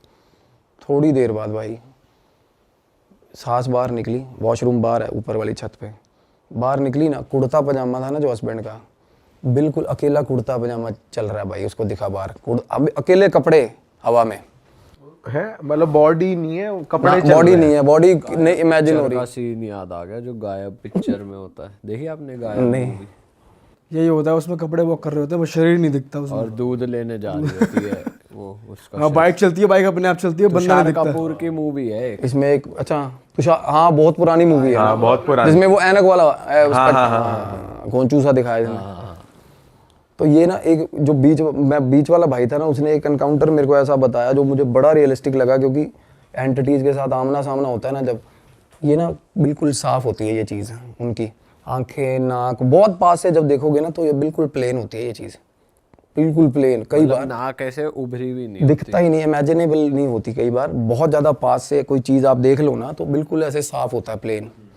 तो बीच वाले जो वो भाई वो बता रहा है, कहना मैं जब आया हूँ ना तो ये इसकी आदत बन गई थी सास के साथ सोने की। कहना मैं अकेला नीचे सोया हुआ था, कहना मेरे साथ आके सो गई बिना शक्ल की चीज़। मैं कहा बिना शक्ल की? कहता बिल्कुल प्लेन था भाई, बिल्कुल प्लेन। और घुंघरुओं की आवाज़ सारे घर में रोज़ आती है, सीढ़ियों पे चढ़ती हुई, ऊपर से लेकर नीचे तक, छन छन छन छन छन छन छन, ऊपर से फिर नीचे तक भाई, मतलब। और उसके बाद ना अब पापा उनके बोले, कहते मैं जा रहा हूँ थोड़े दिन के लिए बाहर। फादर बाहर चला गया। उसी दिन रात को ना तीनों भाई, वो कह रहे फैमिली हम ना सारी एक ही फ्लोर पे इकट्ठे हो गए हैं, अब सारे नीचे गद्दे बिछा लेते हैं, सबके साथ कुछ ना डरे हुए हैं सबके साथ। हाँ, तो भाई वो बता रहे कि आवाज़ आया। अब जिम्मी और एक जो बीच वाला भाई है लखविंदर नाम है, लखा, पहले भाई लखे मिमिक की बात कर रहा था ना, वो बाहर वाले बाड़े के अंदर से ना आके आवाज़ आई, लखे गेट खोलो। फादर की आवाज़ बिल्कुल सेम। कहता भाई लखा उठ गया। उसने दूसरे भाई को, उठ यार, कहता आवाज़ आ रही है। कहता पागल हो गया, तेनों नींद चाहिए होनी है। उसने बोला, कहता नहीं यार मैनू आवाज़ आई है, लखे उठ गेट खोल। वो बात ही कर रहे थे अभी, जिम्मी जिम्मी तू खोल दे। वो जो परेशान हो, अब एक साथ आ, हाँ, अब दूसरे भाई का नाम लेके आवाज़ आई, बाप की आवाज़ में भाई। अब माँ उधर से माँ उठ गई। अब ये फैमिली सारी पास बैठी थी जब ये बातें हो रही थी भाई, सारी फैमिली पास बैठी हुई।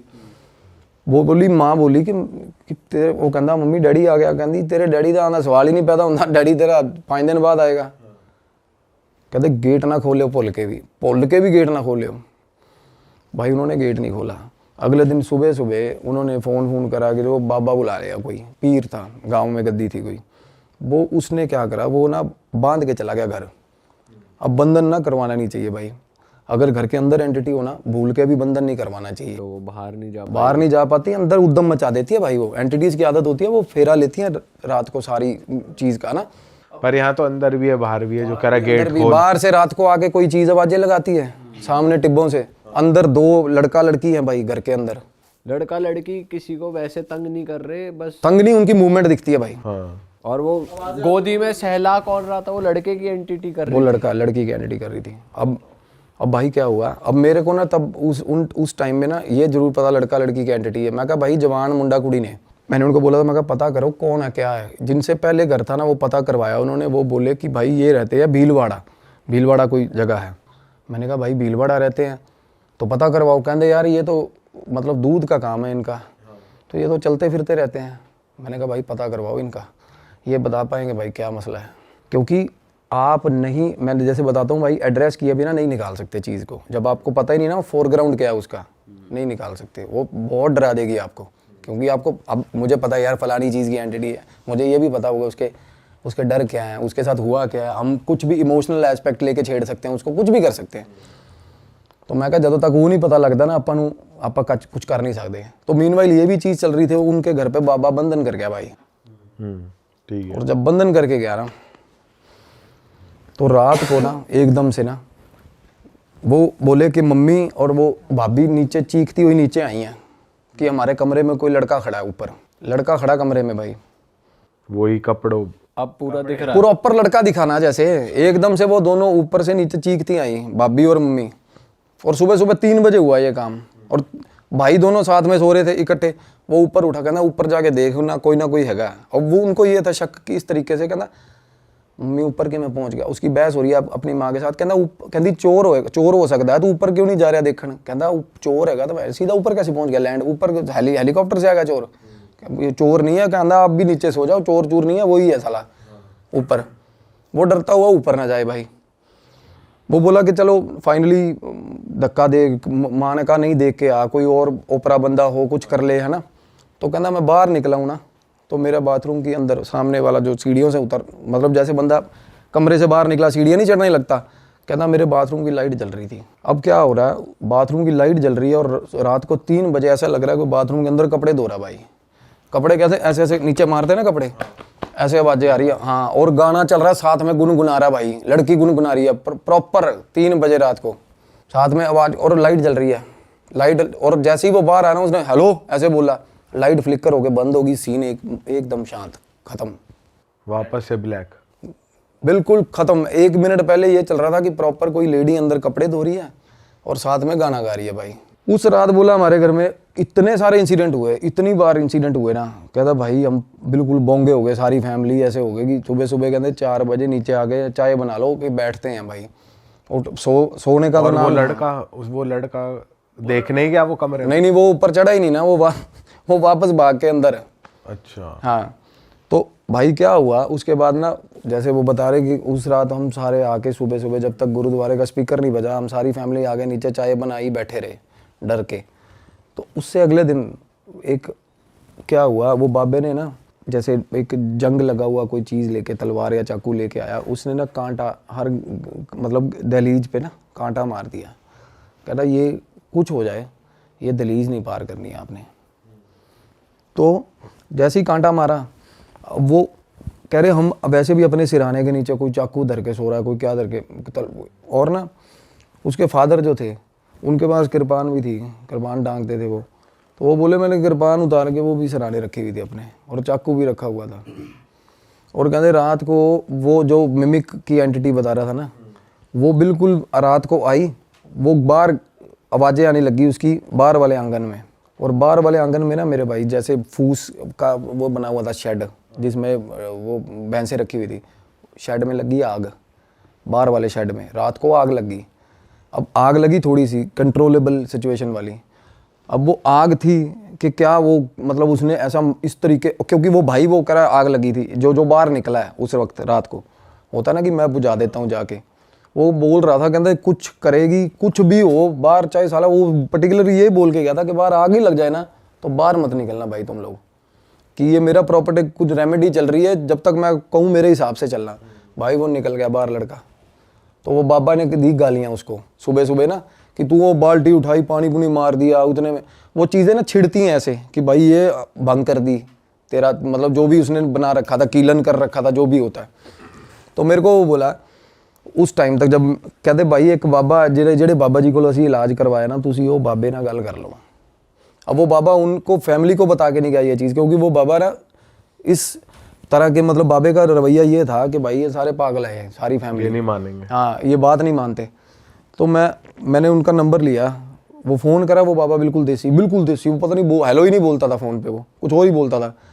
तो मैंने कहा क्या कहता, मुंडा कुड़ी दबे हुए ने उत्थे मार के। उसने बताया कि एक लड़की और एक लड़का मिलने आया था रात को भाई लड़की को, तो फैमिली ने इकट्ठे हुए और मार के ना लड़के को, अपनी लड़की को भी मार दिया, वही दबा दिया उसको, गलत हालत में पकड़े गए थे। और भाई लड़की के कपड़े भी साथ में ही, लड़की का सामान भी साथ में ही, सारा उसी घर में दबा दिया। हाँ। और भाई इससे पहले दूध वाले जो फैमिली, हाँ वही फैमिली ने। और भाई रात को जैसे होता है ना, जिसने मारा दबाया होगा मेन कल्प्रिट, वो निकल गया अपना। थोड़े दिन बाद फैमिली भी पलायन कर गई वहाँ से, घर गुर उसके बाद बेचने पे जैसे लगा रखा होगा घर, तब ये काम हुआ। तो अब ये क्या होता है ना, अब जवान मौत है और लड़की की है भाई, और लड़का, दोनों जवान मौत में ना भाई, अब मेरी भी रिस्ट्रिक्शंस हैं। अब हनुमान साधना में ना कुछ ऐसी चीज़ें जैसे प्रेडिक्शंस हैं, आप कर सकते हो, पुष्टियाँ कर सकते हो, लोगों को प्रॉब्लम क्या है, रेमेडीज़ दे सकते हो। बट इसमें ना अब जवान आत्मा जो होती है उनमें बहुत ज़्यादा तमन्ना होती है जीने की भाई, सबसे बड़ी बात। तो ऐसी जो एंटिटीज़ होती है ना, इनमें रेज बहुत ज़्यादा होता है भाई, और ये ठीक ठाक बंदे को घुमा देती हैं और बुरे हाल कर देती हैं, मतलब साथ चल पड़ती हैं बंदे के। तो मैंने इन्वॉल्व किया अपने सीनियर, जो जिसकी मैं बात अभी करना चाह रहा हूँ, मेरे गुरु को। उन्होंने बोला कि भाई ये भैरव साधना, अब मेरा क्या है ना, काल भैरव साधना करता हूँ, मैं भी कर रहा हूँ अभी। तो इससे ना अभी एक्सपेरिमेंटल वे में अभी पंगा लिया नहीं, कभी भी नहीं लिया। अभी क्या, अभी ना रियलाइज़ ही हुआ है कि इस साधना की पावर क्या है, इसमें हीट कितनी है, सच बता रहा हूँ।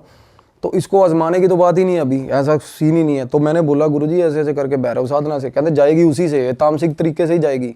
अब भैरव साधना में ना भाई भोग भी लगता है और तामसिक लगता है। क्या भोग लगता है? ये बलि वगैरह होती है क्या? सैक्रिफाइस भी होता है, और हाँ बलि, बकरे की भी बलि चलती है उसमें, शराब भी चलती है, सब कुछ चलता है, तामसिक भोग चलते हैं भैरव साधना में।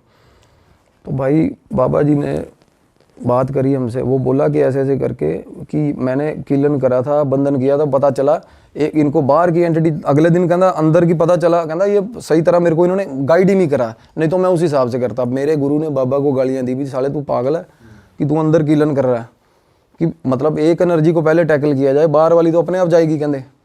तो भाई क्या हुआ, गुरुजी ने ना बोले कि इनका ये सामान है, ये सामग्री है, और फैमिली को बोल दियो कि बाबे वाली मेरे साथ ना करें।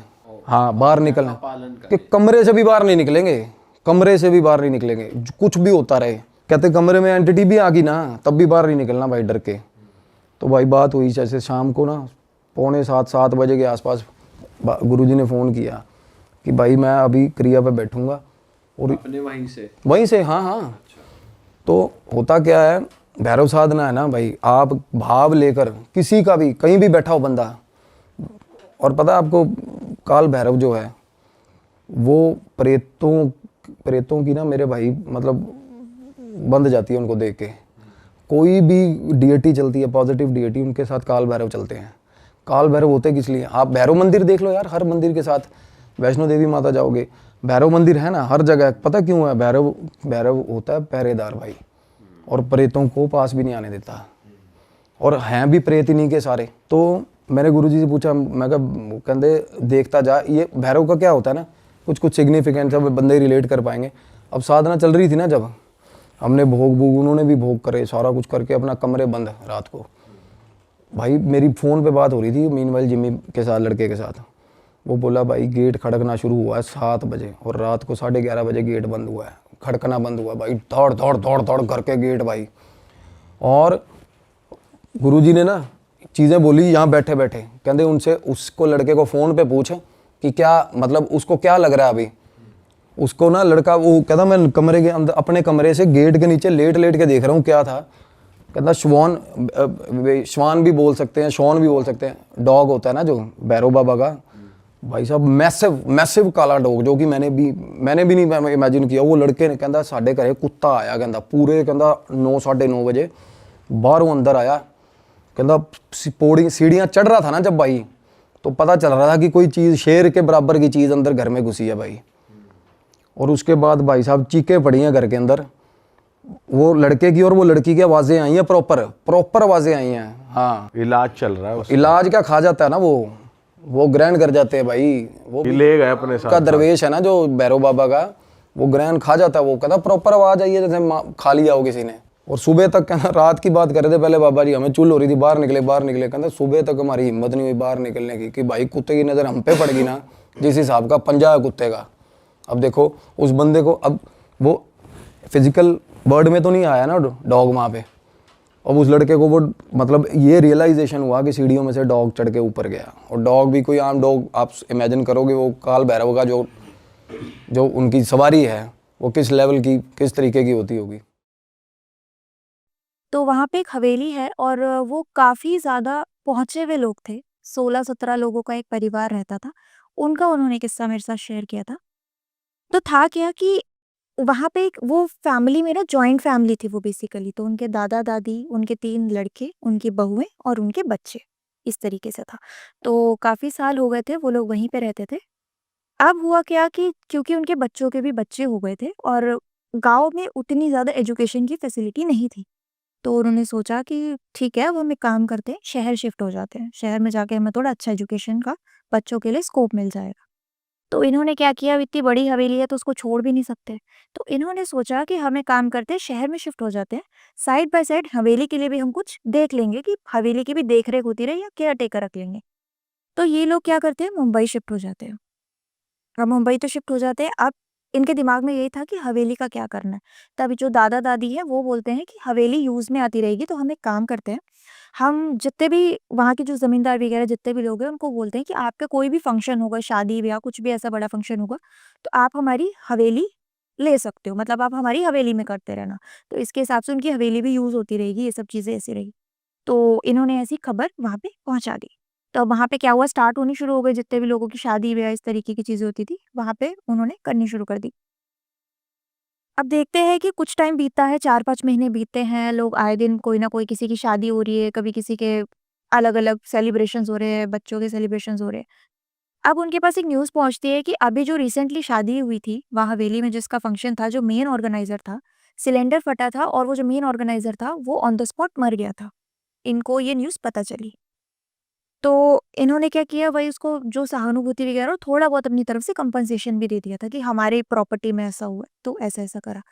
अब क्या हुआ, इन्होंने वो चीज़ जारी होती गई, ठीक है?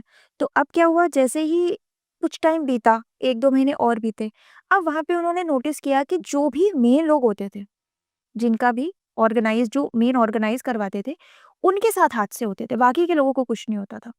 तो एक बार ऐसा इंसिडेंट, जो साधक थे उन्होंने मेरे को ये भी बताया था कि एक इंसान वहाँ पे और था जिसकी इलेक्ट्रिक शॉक से मौत हो गई थी। ये सिलेंडर वाले केस के बाद हुआ। बाद में हुआ था और हो सिर्फ उन्हीं के साथ रहा था जो कि मेन ओनर्स थे, जो कि वहाँ पे ऑर्गेनाइज़ करवाते थे। और कुछ टाइम ऐसा भी होता था कि जैसे किसी के साथ जैसे डेथ नहीं हुई तो किसी का एक्सीडेंट हो गया। वहाँ से फंक्शन खत्म करते वक़्त जैसे वो वापस लौट रहे थे तब एक्सीडेंट हो गया। तो ये चीज़ें जो हो रही थी ये सिर्फ मेन लोगों के साथ हो रही थी। अब इन्हें पता चलती है और इन्हें कहीं न कहीं ये चीज़ अजीब भी लगती है कि बाकी लोगों को कुछ नहीं होता और सिर्फ इन्हें होता है। तो साधक ने भी जब ये बात सुनी थी, इनको भी थोड़ा अजीब-सा लगा था। तो अब क्या हुआ था कि जो चीज़ें इधर हो रही थी, कुछ न कुछ इसके जो इम्पैक्ट्स थे वो इनकी फैमिली पे भी पड़ने लग गए मुंबई थे, में। मुंबई में। हुआ क्या कि जो इनका जो बड़ा बेटा था और उसकी जो बेटी थी, वो 6-7 साल की रही होगी लगभग। इसकी बेटी की ना धीरे-धीरे तबीयत खराब होती चली गई।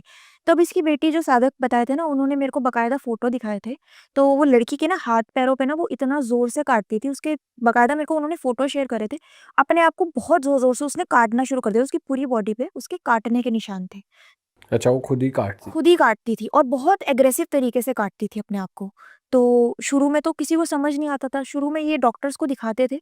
क्योंकि वो शहर के डॉक्टर्स थे तो डॉक्टर्स ये कहते थे कि हो सकता है बच्चे को आप ज़्यादा स्क्रीन दे रहे हो या बच्चे को आप ज़्यादा शुगर दे रहे हो। ये चीज़ें हो सकती है जो बच्चे को अंदर से स्पाइक करती हैं और बच्चा ओवर ये सब चीज़ें कर रहा है। ऐसे-ऐसे करा, 2-3 महीने बच्ची को उन्होंने अपने ट्रीटमेंट्स पे रखा, दवाई देना, थोड़ा ज़्यादा सुलाना, बट कोई फ़र्क नहीं पड़ा था। एक चीज़ और बताई थी साधक ने ये कि जैसे ही वो बच्ची रात को उठती थी ना, तो वो अपने बालों को नोचती थी और मैं आपको फ़ोटो शेयर करूँगी। वो फ़ोटो में ऐसा है कि उस बच्ची के सर पे किसी-किसी जगह पे बाल नहीं है। वो अपने बालों को नोचती थी, पूरा जड़ से खींच लेती थी। इतना तेज। हाँ, इतना तेज़। तो मैं आपको इसकी फ़ोटो शेयर कर दूँगी बाद में। तो उसके सर पे ना बहुत सारी जगह पे बाल नहीं थे, वो अपने आप को खींचती थी। एक चीज़ उसके साथ और शुरू हो गई थी। घर में जितने कीड़े-मकोड़े थे, जैसे अगर उसे कहीं कॉकरोच दिख गया या उसे कहीं चूहा दिख गया, तो वो उनको पकड़ लेती थी और मतलब खाने की कोशिश करती थी। अब ये सब जब चीज़ें हो रही थी, तब उसके दादा-दादी कहीं न कहीं ये चीज़ समझ रहे थे कि ये वाली चीज़ें भी नॉर्मल नहीं है। इसके साथ ही साथ उसके पापा की भी धीरे-धीरे करके तबीयत खराब होती गई। अब वहाँ पे जितने भी जो शादी-ब्याह, अब क्योंकि इतने ज़्यादा वहाँ पे लोग आते नहीं थे, क्योंकि सबको पता चल गया था कि कुछ ना कुछ इनके साथ चीज़ें होती जा रही हैं। तो इन्होंने क्या करा कि कुछ टाइम के लिए तो बुकिंग्स बंद कर दिया था कि आप एक काम करो, अभी कुछ मत करो। लेकिन एक फैमिली और थी, उसने इनसे हाथ-पैर जोड़े थे कि हमारे पास इतना पैसा तो नहीं है, तो आप अपनी जगह दे दो हमें। तो इन्होंने वहाँ पे शादी ऑर्गेनाइज़ करवाई थी। वहाँ उनके साथ हुआ कुछ नहीं था, लेकिन उन्होंने ये बताया था कि पूरी शादी के ना हमें आस-पास में जहाँ हमने टेंट लगाया था, वहाँ एक बच्चा रोता हुआ घूम रहा था। एक बच्चा दिखाई देता था और ये चीज़ इन्होंने साधक को भी बताई थी और ये चीज़ जितने भी गाँव में जितने भी फंक्शंस लोगों ने करे हैं, ये चीज़ वो इसके दादा-दादी को कॉल करके भी बताते थे कि हमें इस लोकेशन में ना जहाँ पे भी होता है बच्चा दिखता है। और एक चीज़ उन्होंने और बताई थी कि जो लोग सर्वाइव कर गए, जो लोग बच गए, उन्होंने ये बताया कि जैसे एक बंदे का एक्सीडेंट हुआ था, वो गाड़ी के आगे आ गया था और उसने ये बोला था कि अगर ये बच्चा मुझे धक्का नहीं देता, तो मैं नहीं गिरता। अच्छा। तो उनको कोई बच्चा दिखता था। ये चीज़ इन्होंने बताई। अब वो इस चीज़ को इतना ज़्यादा वैल्यू नहीं दे रहे थे क्योंकि कहीं न कहीं इनकी अपनी ही फैमिली में बहुत सारी दिक्कतें शुरू हो गई थी।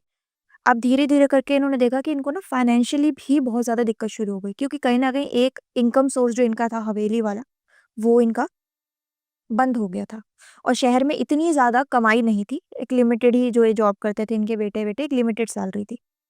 अब इसके पापा की जो थी ना तबीयत खराब में होता क्या था, इसके पापा को ना अचानक से साँस चढ़ जाती थी। साँस चढ़ जाती थी। एक बार इन्होंने इंसिडेंट बताया था, एक वीडियो भी था, सादिक ने मेरे को दिखाया था कि इसके पापा को ना उसकी वाइफ़ बना रही थी वीडियो। उसके पापा ना बैठे-बैठे बहुत तेज़ उसको साँस चढ़नी शुरू हो गई। अब इतनी ज़्यादा वो मतलब ऐसे हो गया था ना कि जितने भी फैमिली के लोग थे ना, उन्होंने हाथ-पैर मलने शुरू कर दिए, पीठ मलनी शुरू कर दी। बट उनको ना बहुत ज़्यादा अजीब तरीके से वो एकदम ऐसे हो रहा था कि उनको साँस नहीं आ रही। बहुत रेस्टलेसनेस हो रही थी। तब ये उनको हॉस्पिटल लेके गए थे और हॉस्पिटल में देखा था, चेकअप-वेकअप किया था। कोरोना का टाइम चल रहा था उस टाइम पे।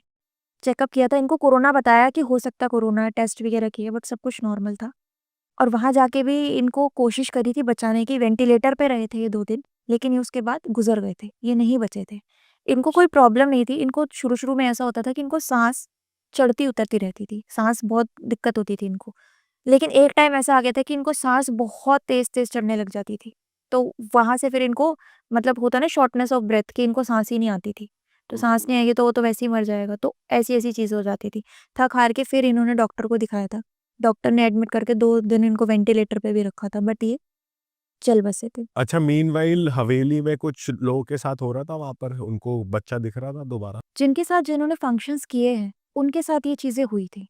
मतलब जिन-जिन के भी वहाँ पे फंक्शंस हो रखे हैं, उनका ये सेम चीज़ था कि उनको वहाँ पे कोई बच्चा दिखता था, ऐसा था। तो अब होता क्या था कि मैंने आपको बताया कि अब यहाँ पे क्या हुआ था, इसकी जो बेटी थी, जो दादा-दादी के जो बड़े बेटे की जो बेटी थी, उसके हेल्थ इश्यूज़ बहुत ज़्यादा खराब होते चले गए। अब वहाँ पे हवेली पे इनके जितने भी लोग थे, बुकिंग्स वगैरह बंद हो गई थी। अब वहाँ पे इनकी कोई बुकिंग नहीं होती थी, तो वहाँ से जो भी इनको थोड़ी बहुत अर्निंग आती थी, वो भी बंद हो गई थी। यहाँ पे इनका जो बेटा था, वो खत्म हो चुका था। तो अब यहाँ से इनको धीरे-धीरे करके ये चीज़ें समझ आने लगी कि कुछ ना कुछ गड़बड़ है और अब हमें इस पॉइंट पे दिखा लेना चाहिए, इससे पहले कि कुछ और ज़्यादा नुकसान हो। तो इन्होंने क्या किया, एक सोखा को बुलाया था। सोखा जैसे हमारे में भगत बोलते हैं, गाँव में किसी-किसी जगह पे सोखा बोला जाता है इस चीज़ को। तो इन्होंने एक सोखा को बुलाया, तो वो सोखा आए और सोखा ने जितने भी लोग थे उन सबको बुलाया, देखा और अपना जो भी इन्होंने करा और कह के बोल के गए थे कि तुम्हारे घर के जो ऊत-पित्र हैं, वो नाराज़ है। तो जिसकी वजह से ये सब चीज़ें तुम्हें इफ़ेक्ट कर रही है। ऐसा नहीं है तुम पे किसी ने क्रिया करी है या कोई काला जादू की है, वो ऊत-पितरों की वजह से ये सब चीज़ें हो रही हैं।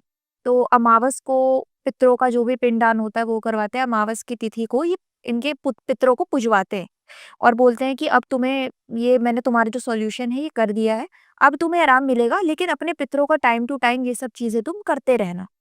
ऐसा बोल के वो चले जाते हैं। 1 महीना बीतता है लेकिन वो चीज़ें जो हो रही थी, वो होती रहती है। उल्टा अब कुछ चीज़ें और ज़्यादा खराब हो जाती है। अब इनके घर में नॉर्मल जो घर में झगड़े होते हैं ना, वो सब चीज़ें भी होनी शुरू हो गई थी। जो 3 भाई आराम से रहते थे, अब उसमें से 1 तो खत्म हो गए थे और बाकी के 2 भाइयों ने फैसला करा था कि अब हम अलग हो जाएँगे, हम एक घर में नहीं रह सकते। तो ऐसा करके धीरे-धीरे करके इनका परिवार भी टूटता चला गया। इसके दादा-दादी कहीं न कहीं स्ट्रेस में थे और इसके दादा-दादी समझ रहे थे कि कोई ऐसी चीज़ है जो हमें परेशान कर रही है और ये जो सोखा आए थे ये नहीं करवा पाए उस चीज़ को सही। ऐसे ही इन्होंने मुंबई में एक पंडित से भी बात करी थी। वो पंडित से जब ये पूछते हैं, वो पंडित भी इनको बताते हैं, कुछ रेमेडीज़ बताते हैं कि आपका ये खराब है, वो खराब है। इस तरीके से 4-5 ग्रह बता देते हैं खराब है आपके परिवार के। आप ये रेमेडीज़ करो, आपको सही हो जाएगा सब। बट उसके बाद भी ये चीज़ें नहीं होती क्योंकि ये जो चीज़ें थी, कोई ग्रह वगैरह से खराब नहीं थी। इसका पीछे जो रीज़न था वो कुछ और ही था। उसके बाद में इन्हें किसी ने बताया था, जिन सोखा की मैं बात कर रही हूँ, जो भगत है, जो मेरे नोन में है, उसके बारे में उनके बारे में इनको बताया था किसी ने कि आप एक बार इनसे बात करो। अब अच्छा। इनकी दिक्कत ये थी कि ये जाते नहीं थे, किसी जगह पे ट्रैवल नहीं करते थे। बहुत रेयर अगर कोई केस ऐसा है जाने वाला लग रहा है तो ये जाते थे, नहीं तो इनकी जगह पे इनके शिष्य जाते थे। तो इनको जब बात की गई, इनसे बात की गई, इनके पास ना काली माँ की सिद्धियाँ हैं। तो मैंने आपको स्टार्टिंग में भी बताया था कि कुछ भगत से थोड़ा ऊपर लेवल पे इनकी जो सिद्धियाँ हैं वो है, काम करती हैं। तो ये जब उनके घर गए थे, घर में पूछा तो बताया कि जो दादा-दादी थे उनको बैठाया और पूरे परिवार को बोला कि आप एक बार पूरे परिवार को मेरे से मिलवा दो, मैं जानना चाहता हूँ कुछ चीज़ें। तब बताया कि हमारा हवेली में ऐसा-ऐसा बहुत बड़ा, पहले हमारी हवेली में रहते थे हम, काम-वाम था। उसके बाद शहर शिफ्ट हो गए, हमने हवेली को दे दिया शादी-ब्याह के लिए, बट वहाँ पे ऐसे-ऐसे इंसिडेंट्स हो रहे हैं। हमारा लड़का इसी चीज़ में खत्म हो गया और जो मेरी पोती है वो अभी तक भी परेशान है। अभी तक भी वो सही नहीं हुई है। डॉक्टर्स को दिखा लिया, 1-2 सोखा को दिखा लिया, पंडितों को दिखा लिया, वो नहीं सही हो रही। तो वो क्या करते हैं, क्योंकि उनके पास काली माँ की सिद्धि है, तो वो माँ से पूछ के कि माँ मदद करो और मुझे गाइड करो कि क्या-क्या चीज़ें हैं। तब वो कहीं न कहीं से उनको ये चीज़ों के सॉल्यूशंस मिलते हैं और वो बताते हैं कि जो आपकी ये चीज़ है, वो यहाँ से नहीं जुड़ी है। इसका जो स्रोत है, ये जो चीज़ आपके साथ जुड़ी गई है, उसका जो मेन जो पॉइंट है, जो जड़ है, वो ये नहीं है, वो कोई और की है। तब वो बताते हैं कि हम हवेली में रहा करते थे, जो भी उन्होंने बताया था। तब वो कहते हैं कि मैं चाहता हूँ कि एक बार मैं आपके साथ वो हवेली जाना चाहता हूँ, क्योंकि हो सकता है वो चीज़ वहाँ से आपके पास बंध के आई हो। 1-2 दिन लगाते हैं और ये सोखा जो भगत हैं, इनके साथ और ये पूरी फैमिली वहाँ हवेली में जाते हैं। अब हवेली जाते हैं और जो हवेली, जिस क्षण ये हवेली में एंटर करते हैं, जो इनकी जो सिद्धि है, जो काली माँ है, वो इनको सब सैन्य रूप से बता देती है कि इनके साथ क्या-क्या चीज़ें हुई हैं और इनके साथ ऐसा-ऐसा हो क्यों रहा है। तब वो क्या करते हैं, अब ये सोखा जो होते हैं भगत, ये सब समझ चुके हैं कि इनके साथ ऐसा-ऐसा क्यों हुआ है। तो मेरी जब बात हुई थी तब मैंने उनसे पूछा था, मैंने भी ये जानना था कि क्यों हुआ, तब उन्होंने मेरे को बताया था कि इन्होंने ना कुछ ऐसी गलती कर दी थी, कुछ ऐसी चीज़ करती थी जो नॉर्मली लोगों को नहीं करनी चाहिए, जो जिससे कि उनके साथ ये चीज़ें हुई थी। इन्होंने दादी-दादा को बिठाया, इन्होंने दादी-दादा से पूछा कि आप एक बात बताओ, अगर कोई मर जाता है, तो हम उसकी डेड बॉडी का क्या करते हैं? इन्होंने बोला कि श्राद्ध करेंगे, पिंडदान करेंगे और वही जलाएँगे जो हम नॉर्मली करते हैं। कहते हैं, "ठीक है, तो आपने क्यों नहीं किया? आपने क्यों गलती कर दी?" ये चीज़ सुनने के बाद उनकी जो वाइफ़ होती है, जो बड़े लड़के की बीवी होती है, वो खड़े होके रोना शुरू कर देती है, क्योंकि वो समझ जाती है कि ये जो सोखा है, जो भगत है, ये किस चीज़ की बात कर रहे हैं। रो रही होती है बहुत ज़ोर से। वो भगत जो होते हैं, वो दादा-दादी की तरफ देखते हैं और वो दादा-दादी ने उस टाइम पे एकदम दोनों ऐसे हाथ जोड़ के उनके पास, उनके चरणों में बैठ जाते हैं, क्योंकि वो भी समझ जाते हैं कि उनसे क्या गलती हुई थी। अब इन्होंने बताया था कि इनसे हुआ क्या था कि इनका जो बेटा था और जो इनकी जो वाइफ़ थी, बड़ी बहू थी, ये प्रेग्नेंट थी। तो ये कुछ 7 मंथ्स प्रेग्नेंट रही होगी। इनका जो बच्चा था ना, वो खराब हो गया था। डॉक्टर ने बोला था आपको बच्चा अबॉर्ट करना पड़ेगा। क्योंकि परिवार का पहला चिराग था, बड़े बेटे का पहला बच्चा था। लड़का-लड़की वो मैटर नहीं करता, पहला बच्चा था। तो इन्होंने बोला कि आप एक काम करो, डॉक्टर से रिक्वेस्ट करी थी कि आप एक काम करो, वो डेड बॉडी ना हमें दे दो, हम उसे घर लेके जाएँगे और अंतिम संस्कार हम अपने तरीके से करना चाहेंगे, क्योंकि हमारे वंश का पहला बच्चा था ये। डॉक्टर्स ने ठीक है रिक्वेस्ट करने पे वो डेड बॉडी जो थी बच्चे की, 7 महीने का बच्चा था, वो इनको दे दी थी।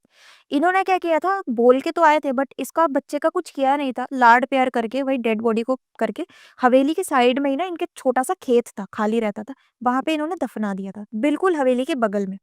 और दफनाने की वजह ये थी कि ये चाहते थे कि, क्योंकि कहीं न कहीं जब वो प्रेग्नेंट की थी ना, न्यूज़ आई थी कि मैं प्रेग्नेंट हूँ, परिवार का प्रेम उस बच्चे से तभी बंध गया था। तो इन्होंने क्या करा था, उस मोह के चक्कर से हवेली के एकदम साइड में उस बच्चे को दफना दिया था। अब हुआ क्या, कहानी यहाँ पे भी नहीं रुकी थी, चीज़ यहाँ से भी नहीं हुई थी, ये चीज़ें वो बच्चा नहीं कर रहा था। इन्हें लगा था कि वो गलती की वजह से ये जो बच्चे के साथ इन्होंने करा है, ये बच्चा करवा रहा था। अब मैं आपको एक चीज़ बताती हूँ, जैसे हमारी उम्र बढ़ती है ना, आत्मा की भी उम्र बढ़ती है। उस आत्मा का कोई श्राद्ध नहीं किया गया था, कोई क्रियाक्रम नहीं किया गया था, तो वो अभी उसी योनि में थी। उसकी भी उम्र बढ़ रही थी। हुआ क्या, तब इन्होंने बताया था कि इसकी जो दादी थी, उनकी जो जेठानी थी, इनका बहुत साल पुराना एक प्रॉपर्टी कॉन्फ्लिक्ट था उस हवेली को लेके। जिसके बाद हवेली इन्हीं के हिस्से में आई थी, जिसकी वजह से वो जो जेठानी थी, वो थोड़ा मतलब बहुत ज़्यादा चिढ़ के उन्होंने ये बोला था कि मैं तुम्हारा पूरा का पूरा वंश खत्म कर दूँगी। और वो तंत्र विद्या करती थी और श्मशान क्रियाएँ करवाया करती थी और गाँव में ये बात सबको पता थी। वो क्या करती थी, घर के थोड़ा दूर, हवेली से थोड़ा दूर इनके वहाँ पे एक झील थी। घर से वो साधक बताते हैं कि आसपास के लोग भी ये बताते हैं, बिल्कुल सच्ची बात है, कि वो औरत रात को नग्न अवस्था में घर से, हवेली से उस नदी के पास जाती थी और वहाँ बैठकर क्रियाएँ करा करती थी।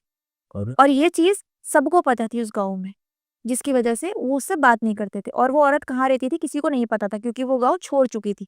गाँव वालों ने मना कर दिया था कि आप नहीं रह सकते, और इसी वजह से उनके खुद के परिवार वालों ने भी इनसे रिश्ता तोड़ दिया था। उस औरत ने इसकी बहू का जो बच्चा है वो खराब करवाया था। साधना करवाई थी कि इसकी जो बेटी का वंश है वो आगे ना बढ़े, और उसी ने इसके लड़के को मरवाया था। और उसने क्या करवाया था, रात में जब इसको खबर पता चली कि इन्होंने बच्चा गाड़ दिया है, कुछ दिन के बाद इसने वो डेड बॉडी को निकाली थी और कुछ क्रियाएँ करवाई थी, काली क्रियाएँ करवाई थी, जिसकी मदद से वो बच्चे की आत्मा के साथ इसने 2 प्रेत की आत्मा जोड़ दी थी। तो करता ये बच्चा था, लेकिन वो 2 प्रेत करवा रहे थे इससे। अच्छा। ऐसा था। तो वो जो लोग बताते थे कि बच्चा दिखता है, तो वो इस बच्चे की आत्मा थी।